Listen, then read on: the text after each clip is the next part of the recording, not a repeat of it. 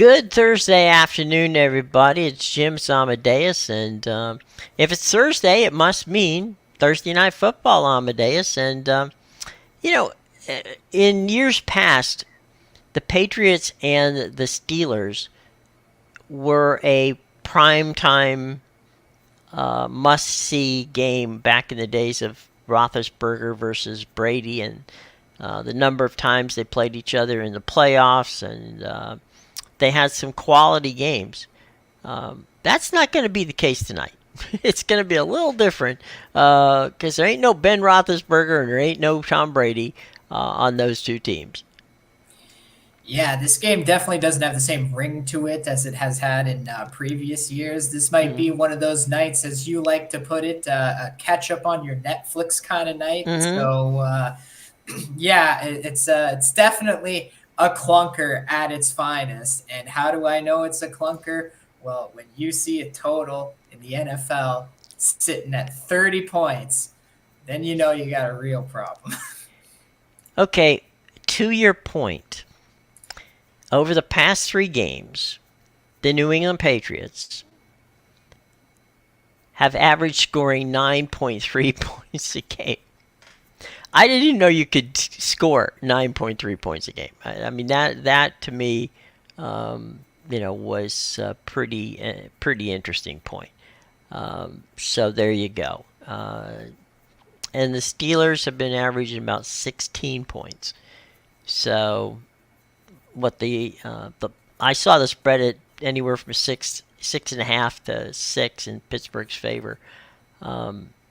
It's going to be interesting. Mitch Trubisky is going to be starting for the Steelers tonight. He finished the game when he took Kenny Pickett's place, 11 for 17 with 117 yards and 1 touchdown with no picks in that game. So, it's going to be tough. Now, the other part of this is that Belichick and the Patriots have really been limiting the run. And so you got Najee Harris and Jaylen Warren who have rushed for 5.1 per yards per game over the last 3 games. So they've actually, tied for the top rate over that stretch in all of the NFL as far as the amount of, yards per carry. So if New England's defense has been, as tough as it's been on the run, that means Mitch is going to have to throw the ball. Yeah, I'll tell you one thing. Both offenses have definitely been bad coming into this game, and both defenses have been great. But I don't know, with the total sitting at 30, and it just seems like the under is the too obvious play with all the Thursday night unders we've had. This is a very low total. This is a total that could be hit in like a 17-14 kind of game. Right. So you don't really need both teams to score a ton to hit the over. So you know what? We'll give it out for free here on the show, Jim. I like the over in tonight's game. It's a real buck the trend kind of play, but I don't know. I just got a feeling it's Bailey Zappi's second start in a row. So expecting a little bit better from him. Hey, he didn't turn the ball over last week. That's a good point. That's a fair something point. Mac Jones has not been able to do. Mac the Knife has not been good at that. Yeah. Yeah. So look, Jim, I liked Zappy last year in the few flashes we saw of him. Right. I think maybe the Patriots score some points with Zappy and Trubisky. We've talked a lot about as a competent backup quarterback in the NFL. So I don't think the Steelers offense is going to be dead in the water here either. So yeah, give me the over. We could take this theory, okay? If you're Mitch Trubisky and you know that Kenny Pickett's out, and you were brought there at the beginning of your career there after suffering in Chicago, and you were brought there to be the quarterback of the Pittsburgh Steelers, and you got beat out by Kenny Pickett, is this not the time that if you ever have a career year, or at least the opportunity to prove that you are a legit, quarterback in the league, this is your opportunity. I mean, in all candor, if Trubisky could, man up and things go right for him, and you just like you were saying, with on the New England side of the ball, uh, it could very well be a game where Trubisky establishes himself as nobody has to worry. Maybe Pittsburgh has an offense with Trubisky instead of Kenny Pickett. Yeah, that's a very good point to make. This guy's playing for a job, and the same could be Mm-hmm. said about Bailey Zappi. He's had to sit Sure. behind Mac Jones for the last 2 years with Mm-hmm. all the turmoil going on over there. He could be looking at it like, hey, I didn't turn the ball over last week. Maybe if we score some points this week, I can actually keep the job. But Yeah. yeah, definitely both of these guys are playing for jobs tonight. So and even if it's not for the team they're playing for, maybe Right. like a guy like Zappi or even Trubisky, maybe they end up somewhere else in the offseason because of the way they stepped in here. So yeah, 100%. I think these guys are playing for jobs. Well, and the both teams, have had their problems, but as I said, Mitch and Bailey. Let's see. I mean, if things work out well, they could help their teams. You know, in the case of Trubisky, they could keep the Steelers in the playoff hunt. And in the case of Bailey Zappi, I mean, he might be able to prove that that Mac Jones is not the future of the Patriots.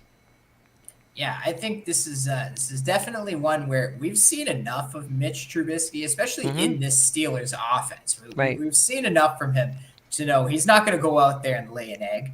Mm-hmm. And on the other side, I've seen enough with the Bailey Zappi flashes from last year. Mm-hmm. Not to mention the fact that you can't forget this is a guy who played at Western Kentucky in Mm-hmm. college, where they throw the ball 50 times a game. So it's not like just because Belichick's not letting him throw the ball, it's not like he Right. doesn't know how to. They've just been turning it over so Right. much. Do you really want to, put your young quarterback in that position where he's got to throw a ton? They obviously want to get the run game going, but yeah, absolutely. Like Bailey Zappi, he's not a useless quarterback. He played at a Mm-hmm. college where you throw the ball 1,000 times a game. I'm Right. sure he knows how to throw the ball. Without question. The other thing is that with the Steelers is and Trubisky is that you brought this up earlier. Mitch doesn't turn the ball over. I mean, that's never been, even as playing with the pathetic offense that he had in Chicago, which is pretty much the pathetic kind of offense he's got in Pittsburgh. He just couldn't get it done. And from standpoint of it wasn't him, being inept at quarterback. It was he didn't have anybody around him that could play. And so he's got some weapons on the Pittsburgh team, and it'll be interesting. And like you said, Bailey Zappi doing a great job of trying to establish himself as the number one quarterback for a 2-10 team.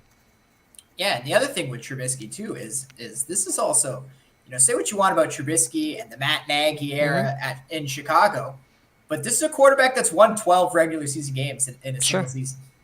So that's impressive. That is it is tough for any team to win 12 games in the NFL. So the fact that Mitch Trubisky has that one under his belt should speak volumes that, it's in him. He's got it in him for sure. Well, I think what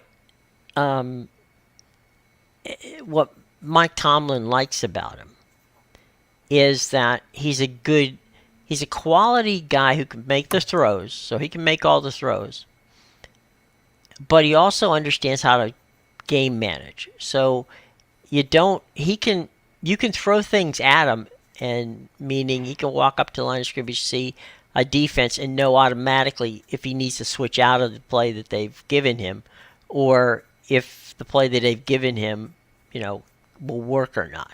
So he's had enough years in the NFL to know what defenses look like. You're not going to trick him. He's going to be able to figure it out. So I think that also is going to be helpful for him tonight. Yeah, 100%. Because Belichick likes to play games. I mean, that's just, he plays head games with quarterbacks, and I think that plus Najee Harris can catch. Okay, so Mitch has an opportunity to, like, okay, if I have to bail myself out here, I can. I've got a couple tight ends who are pretty decent, and I've got a running back who can be my safety valve if I need to have a safety valve. Yeah, definitely. So I see some scoring tonight for sure. Okay. I think you can watch your Netflix, but we might have some points. Don't let the total fool you. We might have some points. Stay near your phone. Yes. It could be an interesting evening. But Pittsburgh is 7-5, and New England, as I said, is 2-10. And if you're a Steeler fan, you want to see this. They come out of this with something that looks like a quality win and bumps that up to 8 wins and 5 losses and keeps them at least in the hunt. In the division. It's going to be tough to catch the Ravens, but the Steelers and the Ravens have had these kind of battles before, so it'll be an interesting game tonight, no doubt about it. So, Patriots and the Steelers, and you got a free pick from Amadeus, who said take the over. So there you go. That's what you should be doing, taking the over. All right. So baseball's winter meetings came and went in Nashville. Yesterday, the blockbuster trade, and that was Juan Soto to the New York Yankees in exchange for a series of young players, which included the Yankees' number one pitching prospect, and I think that would be. It's going to be pretty interesting to see how that plays out for them, and it's going to be fun for Yankee fans to see Judge and Soto in the same lineup, and Soto with that short left field porch at Yankee Stadium, that might just be a true match made in heaven in that regard. Now, to me, the steal in this deal was Trent Grisham. He's the center fielder. Yesterday, you and I had a conversation about, all right, fine, trade for Juan Soto, but who's going to play center field? Answer is Trent Grisham, because that's what they did. They traded for 2 outfielders, and they got in return Michael King, who is he's basically he's a starter for San Diego, but he's not. He's like a number 4, number 5. He's a young kid, and they've got him probably for a depth of arms. They got Johnny Brito, and the top prospect is Drew Thorpe. Drew is the person they added to the list, and my guess is the reason they did that is to get Trent Grisham. Yeah, this was something we touched on yesterday. I said that it looked like it was going to be the Yankees who get him, and sure enough, here we are. The Yankees got him. But yeah, you brought up that great point about the center fielder, and they must have been watching the show, Jim, because they answered that question too. So yeah, I did see a headline on ESPN about the Padres winning the trade, but I don't know if they necessarily won the trade. Like the Yankees, they don't really care about their farm system. It has seemed like that for years. So like, do you really want to call losing Drew Thorpe and Johnny Brito a win for the Padres when they just lost the guy who has the potential to be one of the best offensive players in the league, as well as a position player that the Yankees desperately needed?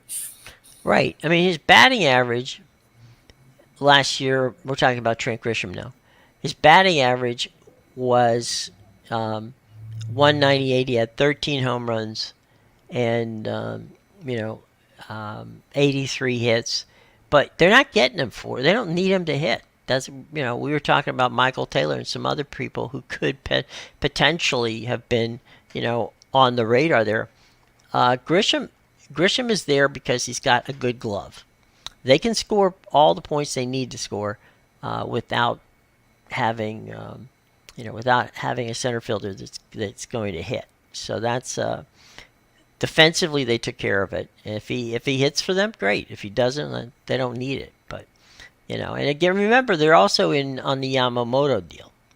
So they're as you said earlier, they're not finished yet, and I don't think they are. And I think Yamamoto now becomes a key player in their hunt in the off season.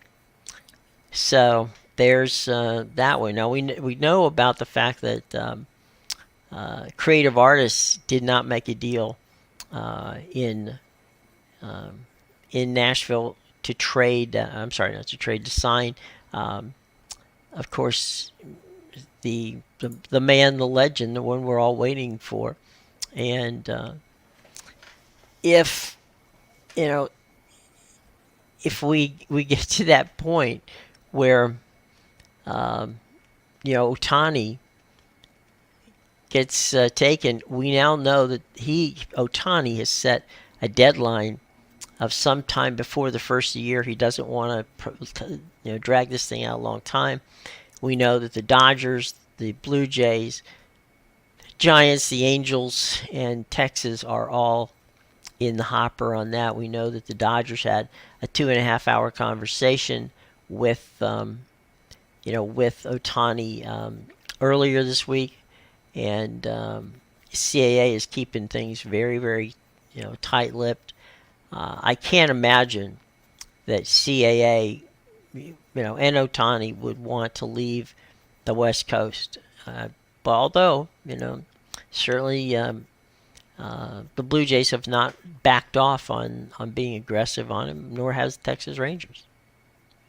Yeah, well, you know what? The Blue Jays could end up being the team that gets him, because the only one ahead of them are the Dodgers right now. Right. And, the Dodgers I believe Dave Roberts let it leak that they had that meeting with Ohtani the other day. And, from what I've been reading, Ohtani's camp there, CAA, has been making a lot of threats at these teams that if you leak our conversation or the fact that we even had a meeting, it's going to affect if you get to sign Ohtani. So I think CAA is just it's absolute joke the way they're handling Ohtani. But we'll see if that Dave Roberts leak affected whatever. I did see one quote on ESPN about how one of the owners was asked about it, and he goes, sorry, I'm not, or I think it was the Dodgers owner.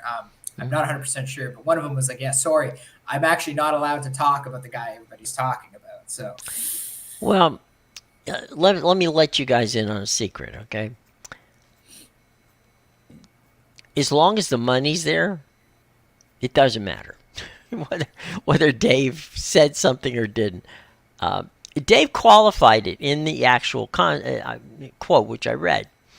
And Dave said, look, we had a great meeting. He said all the right things. I'm talking about Dave Roberts now. Said all the right things. He says, however, he goes, at the end of the day, Ohtani's his own man.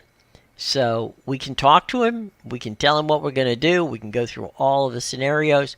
But at the end of the day, it's going to be up to him.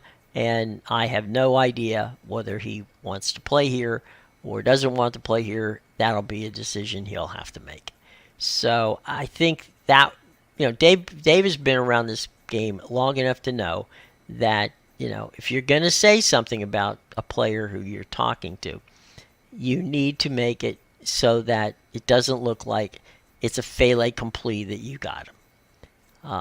The fact that, and agents who will argue that they don't want, this kind of information out there, love to get that information out there. Because if the Dodgers, right, have already talked to them, and they had a nice 2.5-hour conversation, okay, then that puts everybody else who wants him on notice. What if Anaheim, well, I don't think Anaheim's a good example because he probably has spoken to Artie Moreno. So we'll leave them on the side. But if you're the Giants or the Rangers or the Blue Jays, and you haven't spoken to him, then you're going to panic a little bit, and that may bump the price a bit. It may cost the Dodgers some money if that's the case. But at the end of the day, I think that Otani is going. He's that one of those rare situations where he's going to go where it's comfortable for him. I'm not so sure that the money is going to be as important as the fit to him.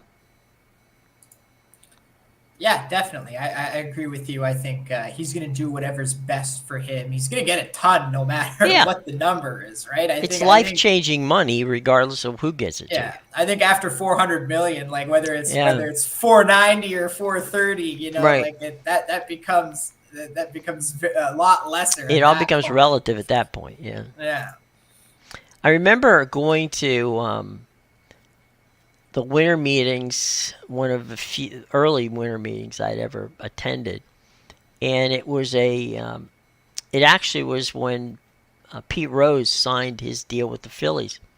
Now, let me give you a clue on this, okay?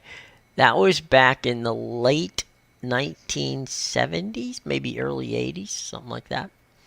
And Pete signed, he turned down the number. He had been offered the highest number he was offered came from the Atlanta Braves, because at that time Ted Turner wanted, because Superstation had just started its Braves national telecasting, and so they were ready to rock and roll, and they wanted to have somebody who people were going to want to watch, and that was obviously at the time Pete Rose. Well, he ended up signing with the Phillies, and I remember going to the press conference, and I remember him saying that it was just so amazing that he was going to sign this 3-year, $1 million per year contract. So how far have we come, my friend? Where in the early 80s, you have Pete Rose, kind of looking at this thing and saying, wow, I'm signing a $3 million 3-year contract to flying to Otani, who's going to be north of 400 for his contract. It just boggles the mind how far we've come. Yeah, definitely. Quite a bit. 3 million to 300 million. So $3 million right now wouldn't even get you a bench player. Yeah, pretty much, right? The rookie contract is what, $500,000? So if the rookie contract is $500,000, but remember that you're allowed to receive a bonus.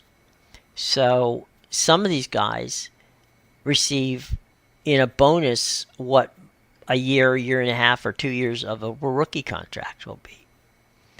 And if you're gonna do a deal with Scott Boras's client, okay, and you're signing them, and they've never thrown a baseball in the major leagues or never batted in the major leagues, he's going to put a clause in the contract that they will sign for a lower number if you allow them to get out of the contract, a year early.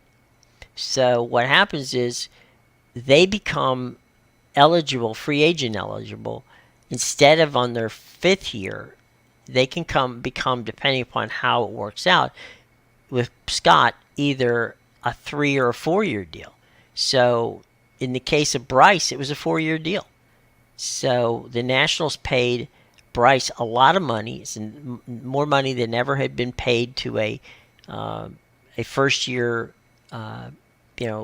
position player. And at that time, he hadn't played. He was a catcher who played right field on the day before he pitched, because he pitched in some cases in high school. And so they wanted him to be an outfielder, and so basically when he went to the University of Southern Nevada, which is a junior college, he was able to play the outfield and get better at it.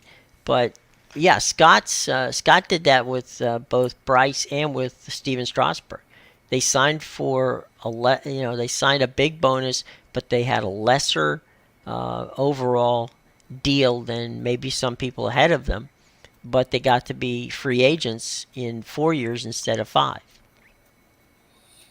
Yeah, well, that's good. I didn't know about those little extra getting out an extra year early there. But yeah, so there you go. The rookie contract though is roughly around what half Yeah, of what Pete Rose's contract would have been. yep, pretty much. So And then you become arbitration eligible in your third year. So at that point, um, in the third year of that deal, they would have been, they meaning whomever, let's say you've got a quality young, player, and you want like a Yandy Diaz, right? Or somebody like that. Um, you know, they may end up making anywhere from 12 to 14 million dollars in their, in arbitration, or more. So, it just depends. So, yeah, the money that Pete signed for back in the day now looks like chump change. But, $3 million back then was probably equal to, 50 or $60 million today. So, there you go. Um, so the Yankees have their one guy now, and we'll see how they do in getting the other guys. But it's gonna be fun if Otani wants to sign before the first of the year, and of course Yakamoto can actually. I found out last night Yakamoto can go to the second week of January before he has to commit back to his team in Japan. So we'll see how so that Otani works out. wants to go first then. I would think so. I would think that he wants off the board. I think also, in Otani's case, it's like when you're involved in that kind of dealing, I think you really just want to get it over with. I don't think you want to drag it out. You're going to get more money than anybody's ever gotten in baseball history. Okay, so that's a given. The deal is, where are you going to feel comfortable? And I think that's the key too, is that here is a guy who is, lives in Japan, he plays here in the United States, he becomes, a superstar, of the highest order. We don't know if he can pitch again. That's a definite question mark. But he's good enough to play right now to play, as a designated hitter, and he's going to be out there balling every day for you. Um, so I'm thinking he just wants to be comfortable. Where am I comfortable? Clearly, if there's two Southern California teams in the mix and a third up in the Bay Area, he's comfortable in California. Um, Both Texas and Toronto will explain in great detail how much they can make him comfortable wherever, if he goes to the Great White North, or if he heads out to Texas. They're going to say, well, look, we can make you comfortable here too. And that's where the sales job goes in. I honestly think it would be easier to tell him to pitch him on Toronto than it would be on Dallas. Oh yeah, I agree with that, and that's probably why the Blue Jays are second right now in Mm-hmm. the running. They're pretty close second too. It's Mm-hmm. only plus 165 or plus 150 for them Yeah. to get Otani. So yeah, the Dodgers are still the minus 175 favorite, but Mm-hmm. yeah, at this point it seems like it's going to be between the two. Well, either way, he'll end up in a blue uniform, so that makes it easy for him. He Yeah. doesn't have to worry about that. But it's one of those things. If you had to pick now one guy to build a Major League Baseball team around, who would it be? Hmm. It's not It's not something I've really thought of. One player to build an entire team around. But you can pick a couple if you want. Yeah, I gotta think about that. Ponder that. Okay. I was thinking about that the other day. And maybe 2 or 3 years ago, I would have said Mike Trout, because he's 5 tool player and he's got everything that works. But he's been injured a bit. So I think if I had to pick a couple of players to build around, I would start, and this is going to be weird because he's had some injuries too, but I think I would go with Bryce Harper because Bryce comes to the ballpark every day and gives you 100%, and whether he's feeling well or not, he's always there, and he's also become, and this one, Jason Worth helped him a lot in this. He became a really good clubhouse guy. So I think I would go with him. And if I had to go with a pitcher, so I got a field player and then I have to grab myself, a young pitcher. I think uh, I think the young pitcher would be. I'm trying to think. The Braves have like 3 or 4 of them. That any one of them wouldn't be a bad pick to start with. On the pitching side, who would it be? Maybe Garrett Cole. Maybe. I mean, he's still got years on that arm. So, yeah, I guess I would. That puts me 90 miles away from each other. You have Philly and New York, so I would get Cole from the Yankees and Bryce from the Phillies. Not bad. I think I might go with Randy Arozarena for that one. That's a good choice. That's a very good choice. Yeah, I mean the Rays have pretty much built around him down there Yeah, already. So that's a so the good point. teams Yeah, the team's already in place with guys like Wander Franco, a few of the other. They got some yeah. veterans mixed in there as well. So yeah, I think mainly because I want, if I'm going to build a team around a guy, I want him to be young Mm-hmm. but already have some Pop. Yeah, experience in the sure. league. And yeah, he's a very electric player. So Oh, definitely, he's I think fun. He's fun to yeah, watch. you're going to get tons of years, I think, still out of him. Now on the pitching side, um, yeah, I was thinking maybe I'm blanking on his name right now. The Braves pitcher, Spencer. Oh, the guy with the mustache. Yeah, he had that nasty arm too. Yeah, yeah. I Dude, know exactly who you're talking about. yeah, I'm just blanking because like the The reason, MLB, it's one of the Aussie. reasons, remember when I said one of the Yankees, I mean one of the Braves pitchers, I was That was the trying to guy. think of the guy's name. I'm thinking, damn, I can't remember. So I Yeah, figured, all right, if I can't remember that, I know Garrett Cole. So yeah, I know who you're talking about, and he would be there. He would be there um, without any problem. So you know, um, Strider. That's it. Strider, yeah. I mean, Spencer Strider.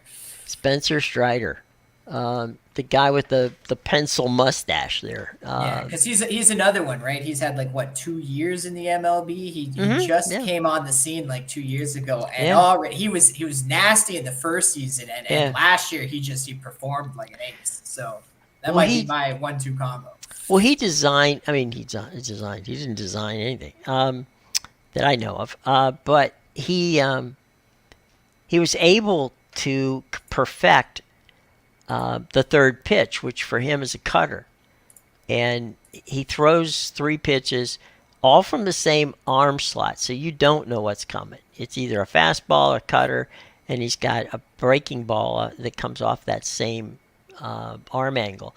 And for those who don't know, and I'm sure most of you do, but if you don't, a hitter will tell you that their worst nightmare is a pitcher who can throw 3 pitches using the same arm, coming from the same arm angle. And so if you don't know that it's going to be a fastball, or it's going to be a cutter, which is going to end up, if you're a right-hander, it's going to end up on your at the bottom of your foot whenever the catcher catches it, but you don't know that it's not a fastball, and you can throw a changeup, then you've got the keys to the treasure house, and certainly he can do that. He's one of the guys who can do it. A Rosarena, I think, is a very good choice. I mean, one of the things that I like about Randy is he just loves playing the game. I mean, he's a guy who he's flamboyant. I mean, when he gets a double, he jumps up and he's all ready to rock and roll and pointing at the dugout and getting everybody psyched and building up what crowd that they have at the Trop, and making it fun. So you gotta love Randy Rosarena. I mean, he definitely is a fun choice, and he's fun to watch. So I don't think he could go wrong. I think we got four guys who probably. In the case of Garrett Cole, you don't have as many years on him as you do on Strider for sure. But I think I like it in some regards for the same reason you like a Rosarena. I like the fact that those are two guys who come to the ballpark every day, not just wanting to play, but can't wait till the game begins. Yeah, definitely. Yeah, solid there. It's also good, with Garrett Cole, you get the veteran presence as well, which is Yeah. important, especially come playoff time. You want someone Hmm. that's been Been there, there and done done that. that, right? Yeah, and you know, somebody who knows how to steal signs, um, with a trash can. He's got it all, right? Right, he's got everything. He's got Yeah, you wanna win fairly. You want to cheat with sign stealing. whatever. Right, Spider he can do them tack. both. He can do them both. Yeah, Um, you name it. I, the one thing that Randy Arozarena drives managers, and coaches and everybody on the team nuts, Mr. Cash and the boys, is when he's running the bases. I mean, he is just.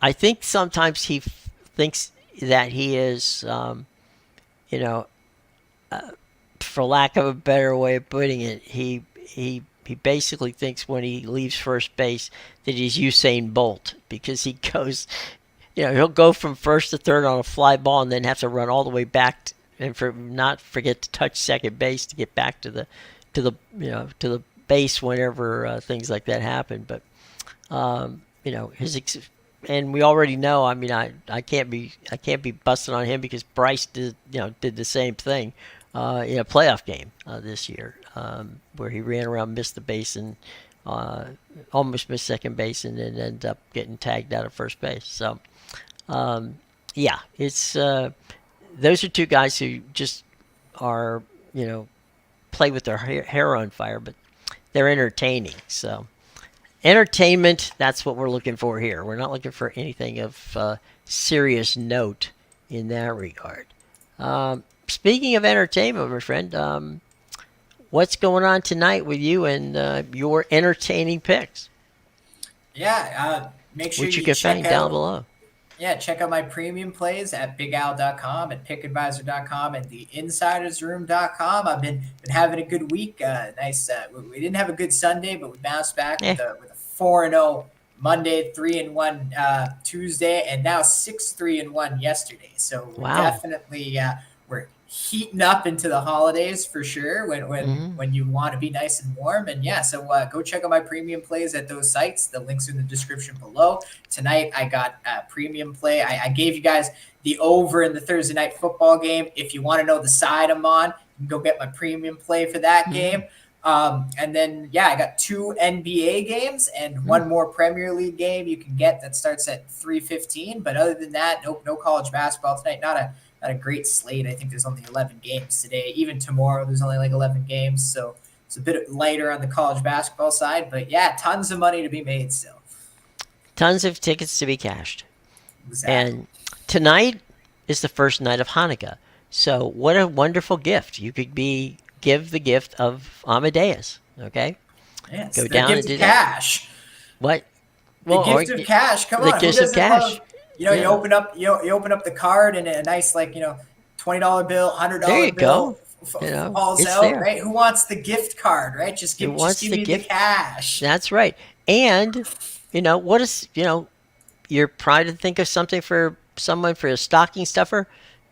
Nothing better than Amadeus, picks as a stocking stuffer. So Exactly. you know, don't. It's not too early to start picking your gifts, and giving the gift of Amadeus is wonderful at this time of the year, regardless of what you celebrate. Giving the gift of Yes. Amadeus is always a good thing. Yes. And Birthdays, whatever. actually, I do know Big Al likes to do some. He likes to do some discounts on subscriptions and stuff around the Hmm. holidays. It's not Oh just my. not Okay. just this one. He does it for other holidays as well. But yeah, keep an eye on Big Al's site because you might see like a little buy 1 month get 1 month free kind of thing There with you the go. subscriptions. So yeah, I gotta keep an eye out for that. I haven't seen anything yet, but I'm sure there'll be some deals coming up. Well, and think about it, right? I mean, how much you know, December is always packed because you've got all the bowl games, you got the NBA going, you got the NHL going, you got, soccer going, you got all this stuff going, having a good time with it.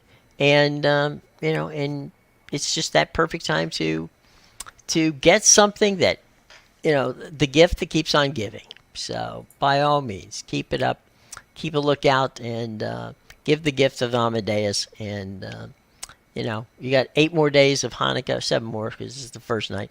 So 7 more days of Hanukkah after tonight, and Christmas is on the way, and there's Kwanzaa, and I'm sure Festivus, which we've all talked about. So it's all good to go. And you know, when uh, when you care to give the very best, you got it right there. Okay. All right, everybody. We will see you tomorrow. One thing we can bank on is that there's no Pac-12 After Dark on Friday this week. That one was played last week, so we'll take a look tomorrow at what is going to be a very, very busy NFL weekend. And I'm sure the Premier League is going to be hot and heavy, and there's going to be other leagues on the soccer side that we can touch on as well. So it's not that we won't have something to talk about, boys and girls. So join us tomorrow, and thanks for being here today.